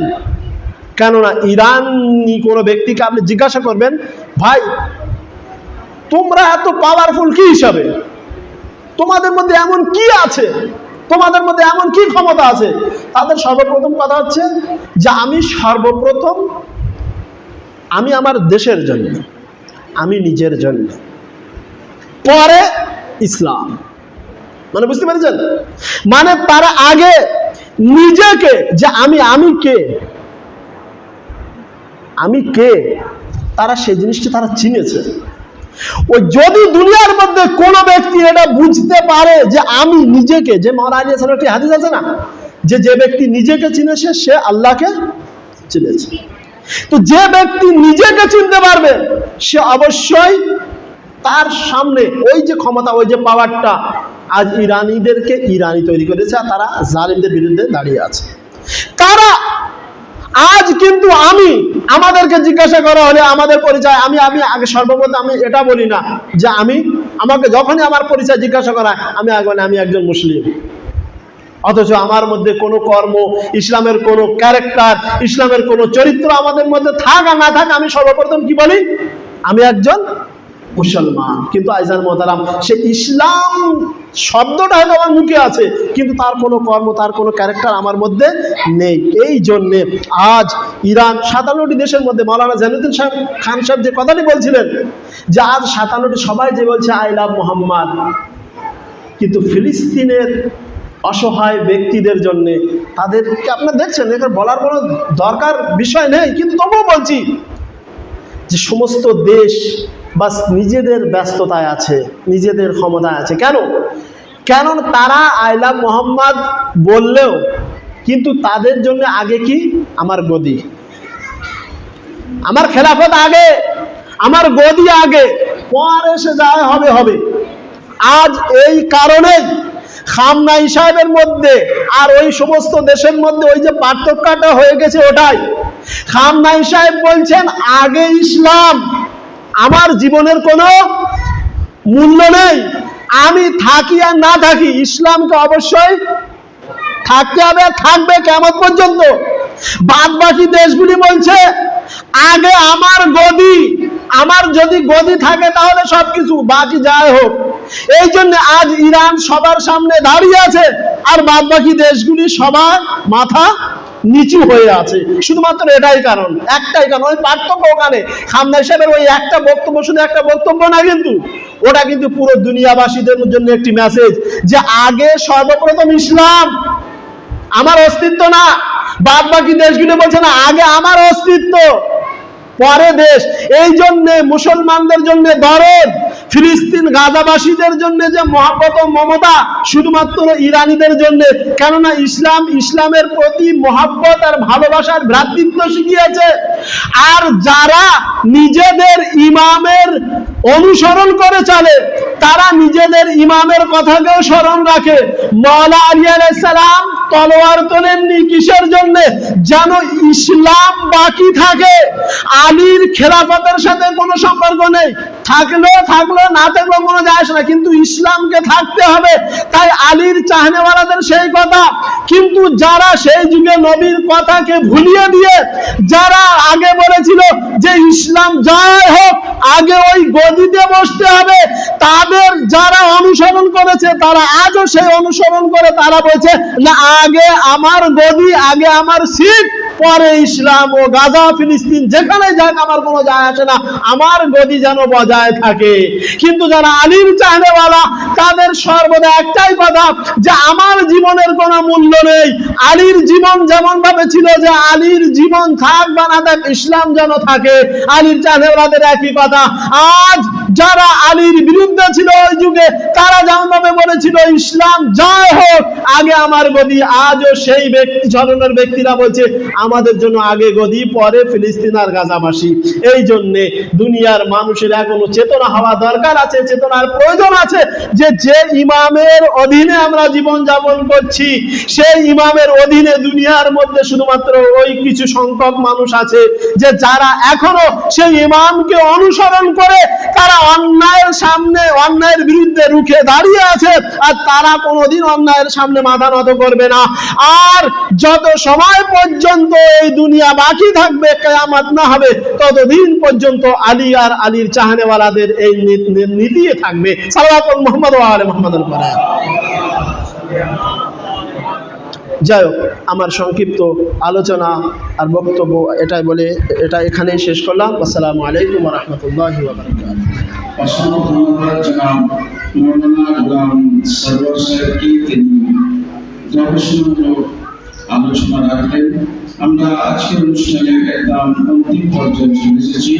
আপনাদের কাছে একটি আবেদন, গত 16ই সেপ্টেম্বর কলকাতা মৌলানা যুবকেন্দ্রে একটি অনুষ্ঠান হয়েছিল, রহমতুল্লিল আলামিন কনফারেন্স। সেখানে একটি বই প্রকাশ হয়েছিল, কায়ামাতে কেরশাদ। এই বইটি হচ্ছে মৌলা আলী আলাইহিস সালামের যে বাণী আছে নাজুল বালাগায়, ইরানের একজন জ্ঞানী ব্যক্তি লেখক উনি সংকলন করেছেন এবং তার মধ্যে যে ব্যাখ্যা করেছেন কোরআন হাদিসের আলোকে তারই সংকলন পরে বাংলায় হয়েছে, বাংলাদেশ থেকে বাংলা করা হয়েছে এবং আমরা কলকাতায় ইসলাম একাডেমি বা দিল্লির মেলার পাবলিকেশনের যৌথ উদ্যোগে এটা প্রকাশ করেছি এবং এটি আপনারা পাবেন। 120 টাকা দাম, 100 টাকায় পাবেন। আমাদের বেশি নাম গোলাম সরকার কাছে থাকবে, আপনারা সংগ্রহ করতে পারবেন। আমরা এই পর্যায়ে একদম অন্তিম পর্যায়ে চলে এসেছি। বিষয় আছে একটি মাওলানা ডক্টর রিজানুল সালাম খান আলোচনা করবেন এবং শেষে কুইজের পুরস্কার দেওয়া হবে। এখন আলোচনা করছেন মাওলানা ডক্টর রিজানুল সালাম খান। নারে তাকবীর, আল্লাহু আকবার, নারে তাকবীর, আল্লাহু আকবার, নারে রিসালাত, নারে রিসালাত, নারে হায়দারি, নারে হায়দারি, হুসেনিয়ত জিন্দাবাদ, হুসেনিয়ত জিন্দাবাদ, ইয়াজিদিয়ত জিন্দাবাদ, ইয়াজিদিয়ত জিন্দাবাদ, নারে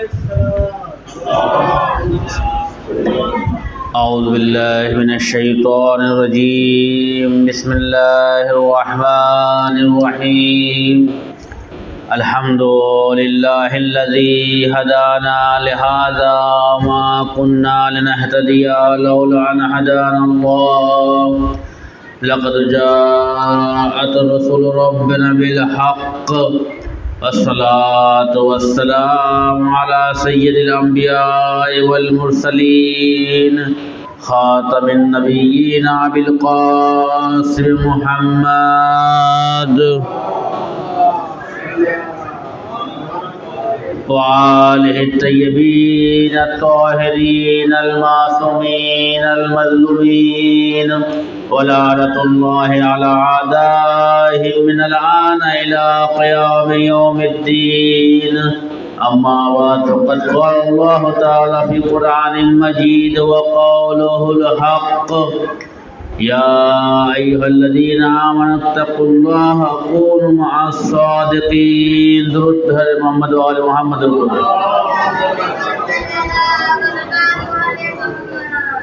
নারে তাকবীর, নারে তাকবীর। সকলে আগে চলে আসে, একটু ভালো করে বসেন। নারে রিসালাত, নারে রিসালাত, নারে রিসালাত, নারে হায়দারি, নারে হায়দারি, নারে হায়দারি। लब्बैक या रसूल अल्लाह बर मोहम्मद वाले मोहम्मद सलवात। আল্লাহ তাআলা কোরআনে ইরশাদ করছেন, এ যারা তোমরা ঈমান নিয়ে এসছো, তোমরা আল্লাহর দিকে ভয় করো, তাকওয়া অর্জন করো, ওয়াকুনু মা'আস সাদিকিন, আর তোমরা সত্যবাদীদের সাথে হয়ে যাও। তো এখানে প্রশ্ন বারবার জাগবে এবং মাথায় এটাই আসবে যে মুমিনদেরকে বলা হচ্ছে, এই মুমিনগণ যারা আল্লাহর প্রতি ঈমান নিয়ে এসছো, ইত্তাকুল্লাহ, আল্লাহর দিকে ভয় করো। ঈমান শুধু যথেষ্ট নয়, যদি ঈমান নিয়ে আসার পর যদি যথেষ্ট হতো তাহলে আল্লাহ তাকওয়ার কথা বলতেন না।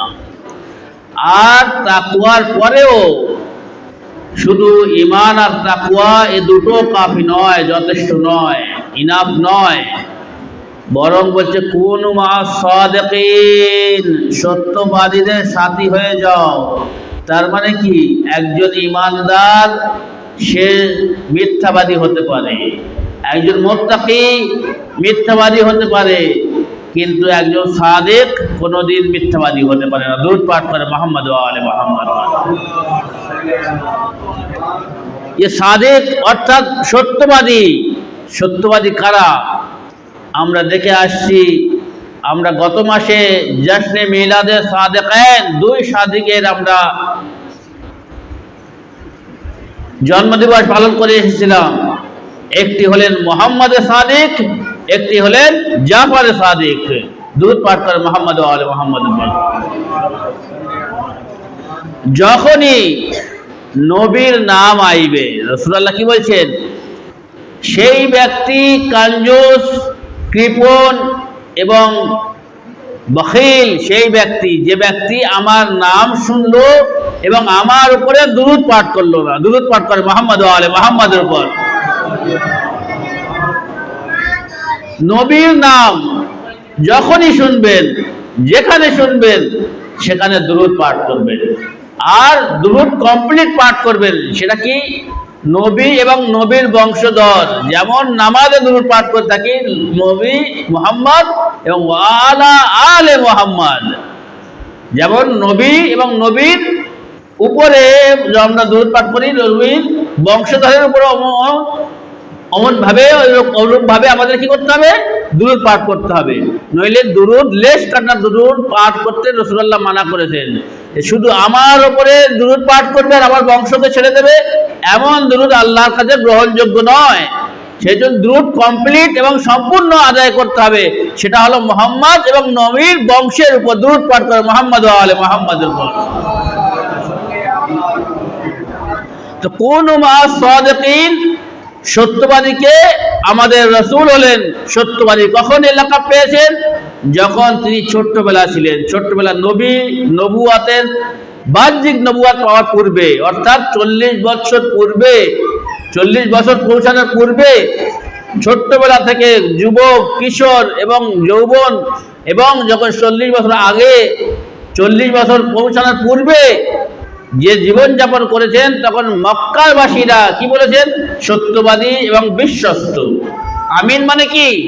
বিশ্বস্ত। অর্থাৎ তার কাছে যা কিছু দেওয়া হতো, তার কাছে যখন যেটা চাইতাম সেটা সেই রূপে তিনি ফিরিয়ে দিতেন। বিশ্বস্ত, যে কোনোদিন আমানতে খেয়ানত করতেন না, আর যে কথা বলতেন সত্য কথা বলতেন, মিথ্যা কথা বলতেন না। সেই জন্য তিনি নবুয়াতের প্রাককালীন পরিচয় কি পেয়েছেন? আর সাদিক আল আমিন।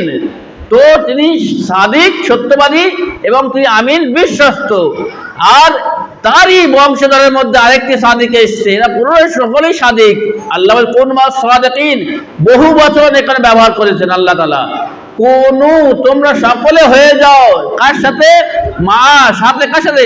সাদিকিন। সাদিক বলেনি, সাদিক এক বচন আর সাদিকিন বহু বচন, সিঙ্গুলার আর প্লুরাল। সাদিক সিঙ্গুলার, একটি সাদিক, কিন্তু আল্লাহ তাআলা বলেন সত্যবাদীদের সাথী হয়ে যাও। সত্যবাদীদের কারা? সত্যবাদীদের বহু বচন কারা? যদি সত্যবাদী বলতেন কোন মা'আস সাদিক, তাহলে সবাই বলতেন রাসূলুল্লাহ একা। কিন্তু সাদিকিন বহু বচন নিয়ে এসে আল্লাহ তাআলা বলছেন, দেখেন একা সাদিক নয়, এ বহু বচন। তোমরা খুঁজে দেখো, আমি রাসূলের বংশে আরো সাদিক রেখে দিয়েছি। কোন মা'আস সাদিকিন, সত্যবাদীদের সাথী হয়ে যাও। আর সে সত্যবাদী কারা? আউয়ালুনা মুহাম্মদ, আওসাতুনা মুহাম্মদ, আখিরুনা মুহাম্মদ, কুল্লুনা মুহাম্মদ। দুরূদ পাঠ করে মুহাম্মদ ওয়া আলে মুহাম্মদ। সত্যবাদী কারা? যারা এই মোহাম্মদ, অর্থাৎ রসুল মোহাম্মদ, আলী মোহাম্মদ, ফাতেমা মোহাম্মদ, হাসান মোহাম্মদ, হোসেন মোহাম্মদ, এদের আলাদা আলাদা নাম হতে পারে, কিন্তু এদের সবারই একই চরিত্র হলো সাদিক এবং সত্যবাদী। সেই জন্য আল্লাহ তাআলা বলছেন, তোমরা সকলে এদের সাথী হয়ে যাও। দুরূদ পাঠ করে মুহাম্মদ ওয়া আলে মুহাম্মদ। আর সেই সত্যবাদীদের মধ্যে একজন 11তম সত্যবাদী হলেন আমাদের 11তম ইমাম, ইমাম মেহেদী আলাইহিস সালামের পিতা হযরতে হাসান ইবনে আল আসকারী আলাইহিস সালাম। এই আসকারী আলাইহিস সালাম কি, আসকার মানে কি এর আগে শুনেছেন? আসকার মানে টেন্ট, উর্দু গাহ, অর্থাৎ ক্যাম্প, চারিদিকে ছাউনি, মধ্যখানে ঘর। আসকার আরবিতে কি ভাষায় বলা হয়? চারিদিকে সৈন্য, মধ্যখানে ঘর। অর্থাৎ হযরতে মেহেদী আখিরুজ্জামান আলাইহিস সালামকে জন্ম না দেওয়ার কারণে, অর্থাৎ জন্ম যাতে না হতে পারে সেই বাধা দেওয়ার কারণে ওনাদেরকে মদিনা থেকে কোথায় নিয়ে এসেছেন? সামাররা, ইরাকে। আর চারিদিক থেকে সৈন্য দিয়ে ঘিরে তার মধ্যে একটি টেন্ট করে তার মধ্যে ইমামকে বন্দী করে রাখা হয়েছে। আর তাকে ওই জন্য বলা হয়েছে ছাউনি, অর্থাৎ আসকার। আর যাতে করে ইমাম মেহেদী এনার বংশ থেকে জন্ম না গ্রহণ করতে পারে, সেই জন্য ওনার নাম পড়েছে আসকার। ওনার পিতাও সেখানেই শাহাদাত বরণ করেছিলেন। কোথায়? এই হাসান আসকার অর্থাৎ সামাররা শহরে। এখানে ওনার পিতা এবং ওনার দুজনের কবরই একই জায়গায় রয়েছে, একই ঘরের মধ্যে, একই সেই টেন্টের মধ্যে, একই সেই ক্যাম্পের মধ্যে। সেটা হলো সেই আসকার অর্থাৎ সেই টেন্টের মধ্যে ইমাম মোহাম্মদ আলী নাকি আলাইহিস সালাম এবং হাসান আসকার আলাইহিস সালাম এবং ওনার মাতা নার্জিস খাতুন এবং ওনার ফুপি হাকিমা খাতুন, চারটি কবর একই গম্বুজের নিচে, একই জায়গা, একই হুজরার ভিতরে চারটি কবর ওনাদেরকে দাফন করা হয়েছে। এখনো পর্যন্ত সব থেকে বড় যে হারাম বলা হয়, সব থেকে বড় যে গুম্বদ হয়, এই গুম্বদ হলেন এখানে চারটি কবরের উপরে একটি বিরাট বড় গুম্বদ তৈরি করা হয়েছে। কোথায়? সামাররায়। আপনাদের ইনশাআল্লাহ তাআলা সকলকে মাওলা এবং হাসান আসকার আলাইহিস সালামের সাদকা ইনশাআল্লাহ সকলকে যেন আল্লাহ তাআলা মরণের পূর্বে কমসে কম একবার আপনাদের জিয়ারত করান। বল আমিন। ইলাহি আমিন ইনশাআল্লাহ। কিন্তু আপনারা যখন যাবেন ইরাকে, বাগদাদ থেকে অন্তত 4-5 ঘন্টা সময় লাগে যেতে এই সামাররা শহরে। সামাররা শহরে সেখানে এই চারটি হাস্তি এবং অস্তিত্ব, এনারা যে ইমাম, দুটি ইমাম, ইমামের মা, ইমামের বোন, এই চারজন ওখানে শায়িত রয়েছেন, ওনাদের রওজা মোবারক রয়েছে সামাররা। আপনারা যাবেন, গিয়ে দেখবেন চতুর্দিকে সৈন্য এবং আজ পর্যন্ত কেউ নেই, খুবই কমই ওখানে লোক রয়েছে। বাকি চারিদিকে মাঠ আর মাঠ, রেগিস্তান, মরুভূমি, তার মাঝে এই ইমামরা ওখানে রয়েছেন। আজও তারা গরিব অর্থাৎ তারা বিদেশি, তারা আজও পর্যন্ত সেখানে তাদের লোক চাহিদাওয়ালারা নেই। তাই এই ইমামের জীবনী এত কঠিন ছিল, এত পুর আসর ছিল, এত ভয়ঙ্কর ছিল যে ওনার চাহিদাওয়ালাদের সাথে ওনার সাক্ষাৎ করতে দেওয়া হতো না। ওনার ওকিল যারা ছিল বিদেশ থেকে, বিভিন্ন দেশ বিদেশ থেকে, প্রদেশ থেকে আসতেন, ওদের কাছে কোনো মসলা মাসাইল, কোনো খুমুসের, জাকাতের পয়সা, ওনাদের যে দান বা কোনো কিছু ওনাদের কাছে পৌঁছানো দেওয়া হতো না। ওনাদের অনুমতি পাওয়া যেত না, ওনাদের কাছে মসলা জিজ্ঞাসা করা হতো না। ওনারা কোনো স্বাধীন ছিল না যে ওনারা দাস দেবেন, শিক্ষা দান করবেন নিজের চাহিদাওয়ালাদের। এরকম স্বাধীনতার সাথে তাদেরকে দাস দিয়ে, যেমন ইমাম সাদিক আলাইহিস সালাম নিজের যুগে 4000 ছাত্রদেরকে শিক্ষা দান করে দিয়েছিলেন এবং তাতে হযরত আবু হানিফা, হযরত মালিক এরা ছিলেন এবং তার সাথীরা, তারপরে যারা এসেছেন হাম্বলি এবং শাফি, তারা এনাদের কাছ থেকে বিল ওয়াসাতা অর্থাৎ মাধ্যমে ওরা শিক্ষা অর্জন করতে, আবু হানিফার কাছ থেকে, মালিকের কাছ থেকে, শাফি এবং হাম্বলি। তো এবং 4000 ছাত্র ছিলেন তখন ইমাম সাদিক আলাইহিস সালাম স্বাধীনতার সাথে শিক্ষা দান করেছে। কখন? যখন বানি উমাইয়ার, বানি আব্বাস দুজন যুদ্ধ করছিল, বানি উমাইয়ার ক্ষমতা শেষ হচ্ছিল আর বানি আব্বাস নিজের ক্ষমতা আসছিল, সেই সময় ওরা নিজেরা যুদ্ধ করতে লেগেছিল। তখন ইমাম সেই সময় মুহাম্মদ বাকর আলাইহিস সালাম নিজের জীবনের শেষ জীবন এবং ইমাম জাফর আলাইহিস সালাম নিজের যুগের কিছুটা জীবন শুরুতে এটা পেয়েছেন, ইমামতের শুরুতে। তখন তিনি এরা জিজ্ঞাসা করে, তিনি তখন সবাইকে ডেকে, সবাইকে এনে তখন কি করেছেন? দাস দিয়েছেন, সকলকে জ্ঞান দিয়েছেন। ওই জন্য আজ থেকে সবথেকে বেশি আমরা যে হাদিস পাই, কার থেকে পাই? আমাদের ইমামদের সব থেকে বেশি হাদিস আমাদের কাছে পৌঁছেছেন ইমাম জাফরে সাদিক আলাইহিস সালামের কাছে, কারণ তিনি তখন স্বাধীন ছিলেন। অন্য সমস্ত ইমামদেরকে কি করা হয়েছিল? তাদেরকে বন্দিখানায় বন্দি করে, জেলে, কখনো 10 বছর, 20 বছর, 14 বছর পর্যন্ত জেলে বন্দি করে রাখা হয়েছিল এবং কারোর সাথে সাক্ষাৎ করার অনুমতি ছিল না। সেই জন্য এই সব ইমামদের জীবনীও কম ছিল আর হাদিসও কম ছিল।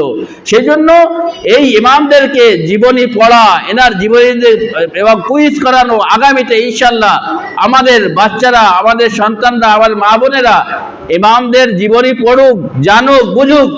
আমাদের মাযহাব আর অন্য মাযহাবের মধ্যে এটাই পার্থক্য। আমাদের মাযহাব টিকে রয়েছে কি জন্য? আজকের বাচ্চাদের কাছে অন্য মাযহাবের লোকরা জানে না, তারা এসে এদের কাছে পারে না কি জন্য? কোনো প্রশ্নের উত্তর আমাদের বাচ্চারা যা জানে অন্য বাচ্চারা জানে না কেন? ওনাদের বাচ্চারা কি, ওনাদের বড় মাওলানা ওদের ইমামদের জন্ম এবং শাহাদাতের জীবন জানে না, শাহাদাতের দিনই জানে না, কবে জন্ম হয়েছে, কবে শহীদ হয়েছে। কবে মৃত্যু হয়েছে, তার যা জীবনযাপন কিভাবে করেছে কোনো আলোচনাই হয় না। কিন্তু আমাদের বাচ্চাদেরকে জিজ্ঞাসা করা হয়, মাওলা আলীর জীবনী জিজ্ঞাসা করা হয়, বলা হয় মাওলা আলী কোথায় জন্মগ্রহণ করেছেন, চোখ বন্ধ করে বলবে খানায় খাবার মধ্যে। কবে জন্মগ্রহণ করেছেন, 13 জন্মগ্রহণ করেছেন। এই যে আলোচনা, এই যে অনুষ্ঠান, এই বরকত বিরাট বড় বরকত। উলামাগণ সুলহাগণ তাকিদ করেছেন যে প্রত্যেক অনুষ্ঠানে যদি সে জন্মগ্রহণ হয়, জন্মগ্রহণ পালন করো, বাচ্চাদের শিক্ষা দান করো। শাহাদাত দিবসে শাহাদাত শোকানুষ্ঠান করো, উদযাপিত করো, এবং মা বোনের বাচ্চাদেরকে নিয়ে আসা শিখুক আজকের কি দিন। তা 8ই রবিউল সানি ইমাম হাসান আসকারী সাল্লামের জন্ম দিবস, আর 8ই রবিউল আউয়াল ইমাম হাসান আসকারী সাল্লামের শাহাদাত দিবস। 1 মাস পূর্বে এনার শাহাদাত দিবস ছিল। কত? 60 হিজরিতে উনি শাহাদাত দিবস শাহাদাত হয়েছে। আর আজকের 8 রবিউল সানি 232 হিজরিতে ওনার জন্ম, আর 8 রবিউল আউয়াল 260 হিজরিতে ওনার শাহাদাত দিবস। তাহলে উনি মাত্র 28 বছর জীবনযাপন করেছেন। আর ইমাম মেহদী আলাইহিস সালামের জন্ম কবে? 255 হিজরিতে। 255 হিজরিতে, অর্থাৎ এনার বয়স যখন 23 বছর ছিল তখন হযরত ইমাম মেহদী আলাইহিস সালামের জন্ম হয়। আর ইমাম মেহদী আলাইহিস সালামের জন্মের পর ইনি বিশেষ যখন কোনো সাহাবা এসতেন, কোনো বিশ্বস্ত লোক এসতেন, আপন লোক এসতেন, বারবার ইমামকে দেখিয়েছেন, ইমাম মেহদী আলাইহিস সালামকে পেশ করে, দেখো আমার পরে তোমরা যেন গুমরা হয়ে যাও না, আমার পরে তোমার সংশয় হয়ে যাও না, আমার পরে যেন হয়রান হয় না যে আমাদের 12তম ইমাম কোথায়। আল্লাহ তাআলা এনাকে জন্ম দিয়েছেন এবং দুনিয়াকে ভূমিষ্ঠ করিয়েছেন গোপন ভাবে, যেমন মুসা আলাইহিস সালামকে গোপন ভাবে দুনিয়ায় পাঠিয়েছিলেন, এনাকে গোপন ভাবে পাঠানো হয়েছে।